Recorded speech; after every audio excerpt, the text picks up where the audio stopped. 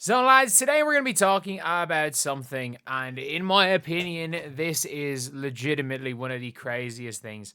One of the craziest Caitlyn Clark and the Indiana Fever stories we are going to hear. Honestly, I genuinely think it is one of the craziest all-around stories we're going to hear about good old CC and the Indiana Fever. But anyway, this is from Right Time Bomani from Bomani Jones. And we're going to be reacting to this clip right here. And yeah, again, obviously go follow the channel that I'm reacting to here. But this is just a 1 minute 27 clip. Let's take a listen. The quota has been reached for team sales in the store to a point where they got audited. What? Yes. They sold so much gear that people thought it wasn't legit. It's an interesting conversation. You know, obviously when they ask her how famous she is. But in the state of Indiana, no question. It's a shoe that's supposed to come out, a Kobe 5 with her colorway. It's like $3 or $4 grand, isn't it? It's on the internet for $5,000 right now. Wow. Not quite as much, but it's $3 or $4 grand. And I love the way, my favorite part about this is like they released the pink Angel Wilson shoes. And they were obviously like it was what they was, the original pink ones. There was very few of them. But like there's a full size run for the new ages. They still have them in a full size run. I mean, that's not a bad thing. Not a bad thing they're in a full size run. I was considering buying a pair. And I need two things to happen, lads. If we get this video to if this video right here gets to 850 likes. 850 likes, I will do a review of the Angel Wilson shoes. And if we can get to 15,000 views, because that'll probably cover the shoes, I'll do it as well. But I will do a review of the Angel Wilson shoes by trying to recreate some of Caitlyn Clark's most iconic shots. You think we should do that? Think we should do that? Wow. You know how you've been to the big school, the JJ Redick play for the Duke, and he gets to Orlando and that motion don't follow. This follow.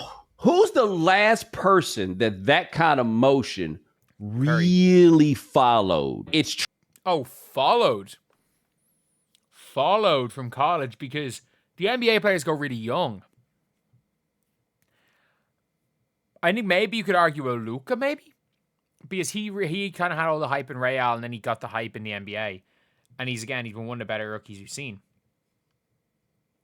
Ben Simmons took a year out. If Ben Simmons had to just come straight in, done that, maybe Ben Simmons. Mitchell didn't have the college hype. Luka is probably the closest thing. And you probably have to go to like LeBron or before that. But Curry's the last player that's had the hype of Caitlyn Clark. tricky to say with Zion because he came out and then he was hurt. That Caitlyn Clark thing, and I think maybe a part of it is because of the nature of the WNBA season relative to college. So that first year, she went straight from college in the WNBA. And then when it came back around, my question was going to be, how sustainable truly is the interest, right? Like after it's not leading Sports Center all the time and everything else. I did not think the interest was going to be there. I mean that. I did not think the interest was going to be there. I did not think I was going to be making WNBA videos. My plan, I'm not joking, on this channel was I was doing NBA stuff at the start and the WNBA stuff started doing well. My plan was literally, I was doing okay before the WNBA stuff, ironically. My plan was to make NBA videos, or to make WNBA videos, talk about NBA free agency, talk about NBA draft. I did a whole bunch of draft stuff last year. Probably should start doing draft stuff again, if I'm being honest. Did a whole bunch of draft stuff. And then I'll be doing it on another channel, but I did it on this channel.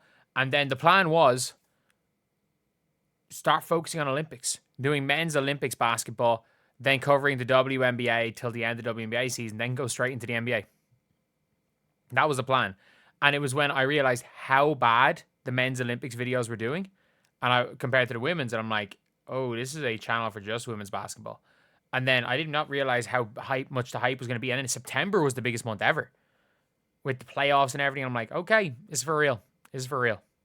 How sustainable is it? And then it became very clear, quite sustainable. Rookie of the year, check. The next thing, she's going to go to the finals or she's going to do really well in the playoffs and get MVP. Is she good enough to get regular season MVP in year 2? Good enough is not the exact question because like Jokic was clearly good enough this year to be the MVP.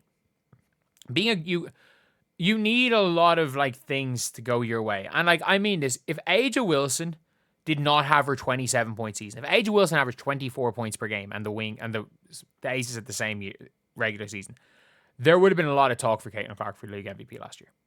I know she was 4th, but there would have been a lot of talk for Caitlyn Clark for MVP. A lot of people would have been talking about that. So with that being said, like there would have been rumblings, but because of how good Angel Wilson was. And I just think Fee is that level above. I think Fee Collier is probably going to average about 23, 24 on this. She's going to average about 23, 24, 9 for probably the top seed this season. Like, you forget, the Liberty are losing Leonie Phoebish and Niara Sably for a month. They're losing 2 of them for a month. That's not an easy thing to come back from. The Lynx are losing nobody, if I'm not mistaken. Badian's gone. As far as I'm aware, Jess Shepard is not playing for Slovenia. I don't know. She might be. As far as I'm aware, she's not. So it is a really interesting one to see what'll happen. But like with this right here, it is crazy. Like it's actually the craziest story that I think I've heard, that they are literally getting audited. They're selling so much merch, so much Caitlyn Clark merch, that the Indiana Fever is literally out here getting audited. Like, there's no other player with this type of motion. There's not. There's no other player that's hyped that's been like this. And, like, Paige Bueckers doesn't have a quarter of the hype of her in college, isn't having a quarter of the hype of her in the WNBA. And Paige Bueckers has her own problems. She's playing for a man who believes togetherness is going to win them a title. No, like, I do not understand how apparently they interviewed 30 people and came out with Chris Coughlin is. Fake interviews. Chris was what's his name's? He was the assistant coach for Kurt Miller for years. Like, it was obviously fake. I said maybe it's because the numbers don't match up. The Liberty made the most money, followed by the Aces, followed by the Storm. There is no way. It says was estimated. These are estimates. There's no way a team made more money in the Indiana Fever last year.